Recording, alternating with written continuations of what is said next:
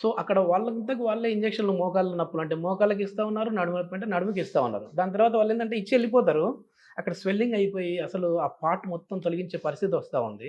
So, దానికి ఆ ఇంజెక్షన్‌లకి మన పీఆర్‌పీ దాన్లకి డిఫరెన్స్ ఏంటి సార్?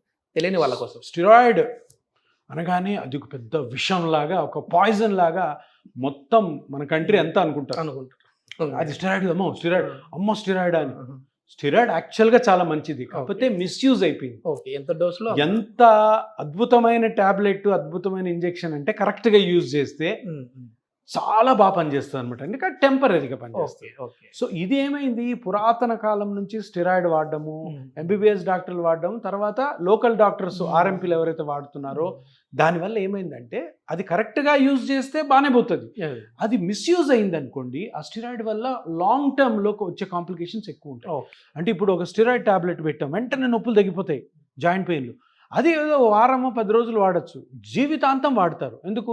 మెడికల్ షాప్ పోవడము, ఆ స్టెరాయిడ్ టాబ్లెట్ తెచ్చుకోవడం. లేదు, కొంతమంది అర్హత లేని డాక్టర్లు ఏం చేస్తారు, ఈ స్టెరాయిడ్ ఇంజెక్షన్ మోకాల్లో ఇస్తుంటారు.